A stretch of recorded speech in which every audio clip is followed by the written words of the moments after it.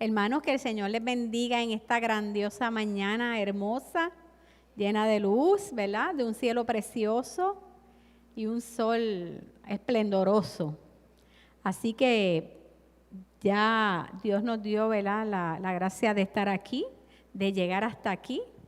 Así que vamos en oración ante su presencia para que nos dirija en esta hermosa mañana. Amantísimo Dios, gracias, gracias, gracias, Señor.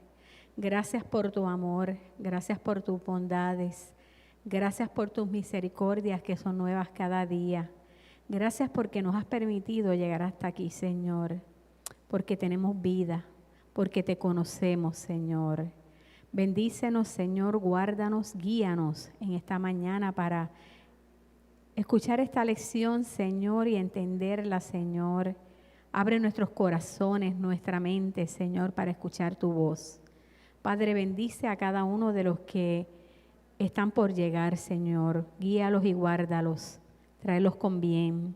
Y también bendice a cada una de las personas que en algún momento escucharán esta lección durante la semana o en algún momento de sus vidas, Señor. Que sea de beneficio, Señor, para su vida. Por Cristo Jesús. Amén. Hermanos, estoy bien contenta de estar nuevamente con ustedes en esta mañana. La lección es la número 12 y es parte, ¿verdad?, de la tercera unidad, como dice ahí, para los que tienen los libros. Y se titula Dios nos hizo con un propósito. Es una lección hermosa, ¿ok? Y miren ese texto áureo. Lo que dice, no sé si desde allá lo pueden ver, ¿verdad? En Efesios 2, el número 10, ¿verdad? Pues somos hechura suya, creados en Cristo Jesús, ¿para qué? Para buenas obras, las cuales Dios preparó de antemano para que anduviéramos en ellas. Amén. Así que empiezo, ¿verdad?, con una explicacióncita de las dos lecciones anteriores que son de esta tercera unidad. Esta tercera unidad se llama Somos obra de Dios. ¿Quién lo cree así? Amén. ¿Están dormidos todavía? Somos obra de Dios. Y se basa en la carta a los Efesios. Pablo, ¿verdad? Una carta que realiza Pablo a los Efesios, ¿verdad? A los que vivían en Éfeso, que vamos a ver dónde queda eso. La primera lección que la dio creo que Patrick el domingo pasado, yo lamentablemente no pude estar con ustedes, se encontraba en Efesios 1, del 15 al 23, y ahí Pablo le pide a Dios que los creyentes de la iglesia de Éfeso comprendan plenamente que tienen a su disposición el acceso al poder y a las bendiciones mediante ¿quién? Mediante Cristo, ¿verdad? Tenían que poner su fe en Cristo y eso le iba a dar poder para tener acceso a las bendiciones que les iba a dar. Entonces hoy la lección se encuentra en Efesios 2, del 1 al 10. Es cortita, ¿verdad? Del 1 al 10. Y se titula Cristo nos hizo con un propósito. ¿Cuántos de ustedes se han preguntado a veces cuál es mi propósito? ¿Verdad? Que a veces nos preguntamos, ¿y cuál es? ¿Qué propósito? Porque yo estoy aquí en esta tierra. ¿Por qué yo estoy aquí? ¿Por qué yo estoy precisamente en este siglo? ¿Verdad? Que nos preguntamos. Pues vamos a tener un poquito de luz aquí con esta lección. Los objetivos, como ven ahí, es el propósito, ¿verdad? Entender ese propósito eterno de Dios que era y es, porque sigue siendo, salvarnos del pecado y salvarnos de esa muerte espiritual, ¿verdad? Todos los seres humanos. ¿Por medio de quién? Por medio de Cristo. Porque Él murió en la cruz, Él resucitó y si creemos en eso, ¿verdad? Somos salvados. El concepto de pecado, ¿verdad? Que es entendido como fallar, como no hacer las cosas bien, vamos a verlo un poco.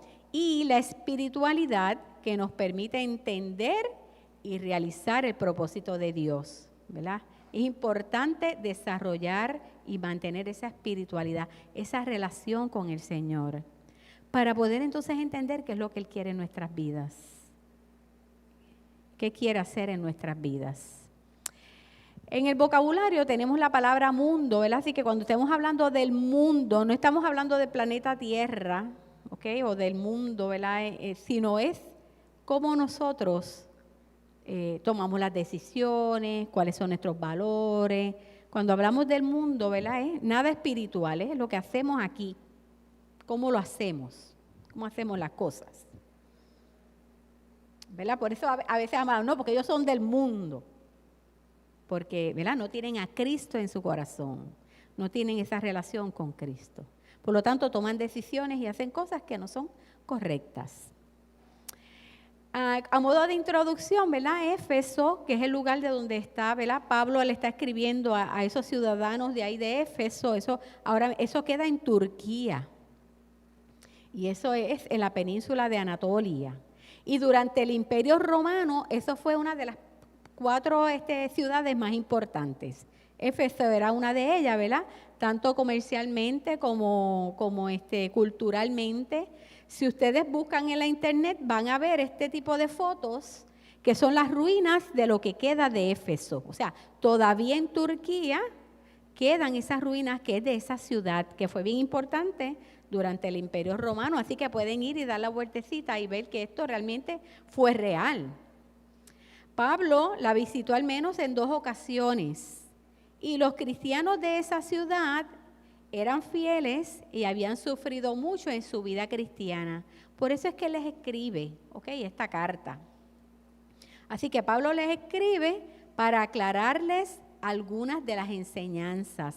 Recuerden que ya había pasado que la muerte y resurrección de Cristo. Y entonces ya se estaba llevando el cristianismo, ¿verdad? Estos son, ¿verdad? De los gentiles, lo que llamamos gentiles, que eran los que no eran judíos, que estaban recibiendo la palabra de Dios, creían en ella y eran esos nuevos cristianos. Así que había que estar como que reforzándoles, ¿verdad? Para que no se les olvidara o no cayeran otra vez en lo que era, pues, el mundo. La primera parte de la carta, en los capítulos 1 al 3, contiene las enseñanzas más importantes y fundamentales de la vida cristiana. Así que en el capítulo 1 recalca, ¿verdad?, el gran poder de Dios que manifestó en la resurrección de Jesús y a quien ha puesto por encima de todo lo que existe. Así que él volvió a recalcarles en ese primer capítulo lo que fue o significó la muerte de Cristo y lo que significaba el creer en Él y tener su fe puesta en Él. Y en el capítulo 2 hace ver a los efesios que su fe en Cristo no es un mérito de ellos, no es que ellos se lo ganaron, sino que es que un regalo de Dios. ¿Ok? Su fe en Cristo es un regalo de Dios. Vamos a ver. Miren esas ruinas también, ¿verdad? Son parte de lo que queda todavía de esa ciudad de Éfeso. Vamos entonces a leer los capítulos del 1 al 10, empezando con el 1 al 4. Y dice, esto es lo que Pablo, ¿verdad?, le está escribiendo a esos ciudadanos de Éfeso. Ustedes estaban muertos a causa de las maldades y pecados en que vivían, pues seguían los criterios de este mundo, de la manera de hacer las cosas en este mundo, no porque tenían a Cristo en su corazón.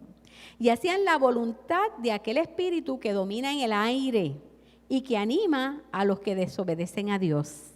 Vamos a ver de quién él está hablando. Dios te bendiga, Patrick. De esa manera vivíamos, está incluyéndose él también todos nosotros en otro tiempo, siguiendo nuestros malos deseos y cumpliendo los caprichos de nuestra naturaleza pecadora y de nuestros pensamientos. A causa de eso, merecíamos con toda razón el terrible castigo de Dios, igual que los demás. O sea, él está haciendo un recuento de cómo ellos vivían antes de que Cristo hiciera ese gran sacrificio en la cruz. Vivían sin esperanza, ¿verdad? Vivían haciendo lo del mundo, como decían ellos. Solamente, claro está, los judíos, ¿verdad?, cumpliendo con las leyes que tenían, pero pero no por la gracia de Dios, ni tenían la salvación. Entre ellos vivíamos también todos nosotros en nuestro tiempo, andando en los deseos de nuestra carne, haciendo la voluntad de la carne y de los pensamientos. Y éramos por naturaleza hijos de ira, lo mismo que los demás. Vamos a ver qué nos dicen qué nos quieren decir esos versículos, ¿verdad? Aquellos que están atados al pecado están destinados a la muerte y por lo tanto ya pertenecen a ese reino. Aquellos que consideraban como la vida es nada más que un anticipo de la muerte, ya que no tienen a Dios. Él les estaba hablando, ¿verdad?, que antes de Cristo, antes del sacrificio de Cristo, vivían en pecado. Por lo tanto, ¿verdad?, iban a tener una muerte tanto carnal como espiritual, porque no tenían a Dios. Claro está, esto después va a cambiar, ¿verdad?, más adelante. Pablo atribuye esta vida marcada por el pecado fundamentalmente a dos factores relacionados entre sí. Y esto eran la influencia del mundo, porque claro está, si todo el mundo vivía en pecado, ¿verdad?, pues eso como que se pega. La gente hace lo mismo, siguen haciendo lo mismo. ¿Y la influencia de quién? De Satanás, que en ese momento estaba campando, ¿verdad?, en el mundo. Descrita aquí como el príncipe de la potestad del aire. Así que eso significaba, ese término príncipe de la potestad del aire, significaba que Satanás y sus fuerzas espirituales de maldad estaban habitando entre la tierra y en el cielo. Por eso dice que estaba en el aire. El pecado estaba en el aire. ¿Okay? Satanás de esta manera se describe como el que ejerce autoridad en el mundo espiritual de maldad. O sea, los demonios y los que están en contra de Cristo. Esto fue, vuelvo y les repito, ¿verdad?, la manera como ellos vivían antes del sacrificio de Cristo y de creer en ese gran sacrificio. Satanás significaba el acusador, o también, ¿verdad?, como le llamamos a veces, el diablo. En la resurrección, Cristo triunfó sobre Satanás y sobre su poder. ¿Quiénes lo creen? Amén, ¿verdad? Cristo triunfó sobre el pecado. Jesucristo es el gobernante permanente del mundo, pero Satanás pues lo es temporalmente en quienes no han tomado esa decisión, en quienes no han creído en ese sacrificio que hizo Jesús en la cruz y que Dios mandó a su Hijo unigénito, ¿verdad?, para salvarnos.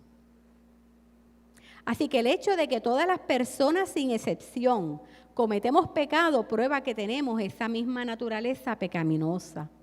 Aunque muchos hacen en bien a otros, en una escala relativa, muchos son ¿verdad?, morales, bondadosos, respetan las leyes. Ustedes saben que hay mucha gente que dice, ay, pero es que yo soy bueno, yo no cometo pecados.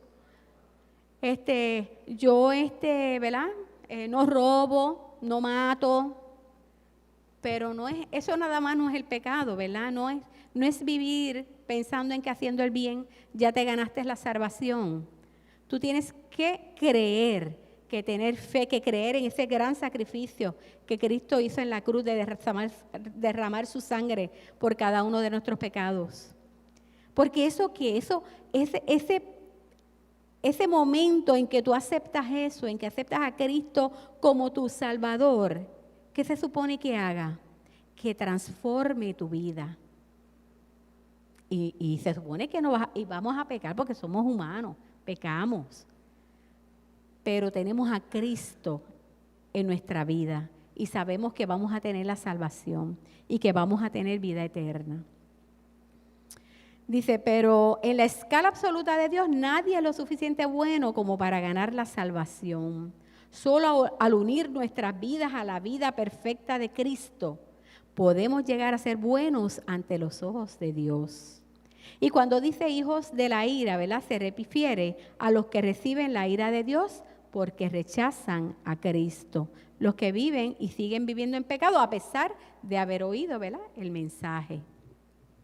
Y entonces Pablo sigue hablándoles a estos gentiles, diciéndole, pero Dios es tan misericordioso y nos amó con un amor tan y tan grande, que nos dio vida juntamente con Cristo cuando todavía estábamos muertos a causa de nuestros pecados. Y eso no se lo está diciendo más que a los de Éfeso, ¿verdad? Se lo está diciendo a sus hermanos judíos. Por eso él hablaba ahorita de nosotros, ¿verdad? Tenemos que entender esto. Cristo nos amó tanto, Dios nos amó tanto, que mandó a su Hijo. Por la bondad de Dios han recibido ustedes, ¿qué? La salvación. Es un regalo de Dios. Tenemos que vivir agradecidos, ¿verdad? Porque tenemos ese regalo. Y en unión con Cristo Jesús nos resucitó y nos hizo sentar con Él en el cielo. Hermano, esto es una promesa, ¿verdad? Creemos en Cristo Jesús. Él nos ha regalado esa salvación, esa vida eterna, y esperamos estar en algún momento con Él en su trono. Hizo esto para demostrar en los tiempos futuros su generosidad y su bondad para con nosotros en Cristo Jesús. Así que aquí Pablo enfatiza que ya no necesitamos vivir bajo el poder del pecado. Cristo destruyó en la cruz la paga del pecado y su poder sobre nuestras vidas. Antes de ser cristianos éramos esclavos de nuestra naturaleza pecaminosa, pero ahora podemos escoger vivir para ¿quién? Vivir para Cristo. Esa es tu decisión, es nuestra decisión. Todo dado por su gran amor y su gran misericordia. Todo esto ocurrió, ¿verdad? Por su amor y su misericordia. En la cruz, antes de morir, Jesús dijo, lo encuentran en Juan 17, 24, Padre, aquellos que me has dado, quiero que donde yo esté, también estén conmigo. Por eso decía, ¿verdad?, que vamos a resucitar y vamos a estar con Él en el trono. Así que resucitaremos y estaremos con Él en el cielo. Ya en los versículos 8 y 9 finalmente dice, pues por la bondad de Dios han recibido ustedes la salvación por medio de la fe. No es esto algo que ustedes mismos hayan conseguido, sino que es un don de Dios. No por obras para que nadie se gloríe, que mucho hemos hablado, ¿verdad? Que esto crea mucha discusión. Si tenemos que estar haciendo buenas cosas para ganarnos la salvación. Y ahí nos está diciendo que no. ¿Qué tenemos que hacer? Tampoco es que nos sentemos, ¿verdad? Decimos, ok, ya acepté a Cristo como mi Salvador, voy a ir a la iglesia todos los domingos y ya yo tengo la salvación. Dime, Patrick.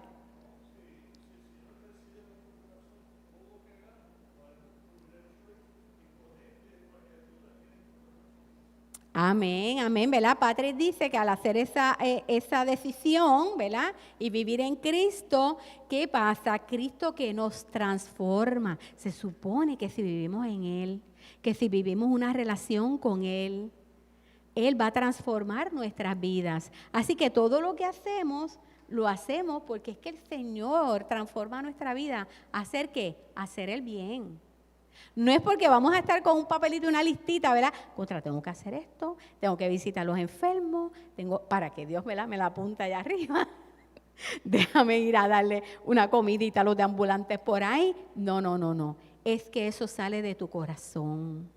Ayudar a todo el que necesita, ¿verdad?, cerca de ti. Y eso es lo que Él está hablando a ellos, ¿verdad? No es cuestión de hacer cosas buenas para tú ganar de esa salvación. No. Es que lo importante es creer en Cristo, en que resucitó, en que vive en nosotros, en que nos salvó. ¿Ok? Así que, ¿cuál es tu reacción cuando alguien te da un regalo? Agradecimiento, ¿verdad que sí? Así que nosotros tenemos que vivir como agradecidos al Señor, porque Él nos dio la salvación. Amén. Así que nosotros todos los días tenemos que vivir alegres, alabando al Señor y agradeciéndoles a Dios por haberlo conocido, por haber tenido esa oportunidad, porque cada vez somos mejores seres humanos si le servimos y lo alabamos y estamos cerca de Él. ¿Verdad que sí? Tenemos que vivir en agradecimiento.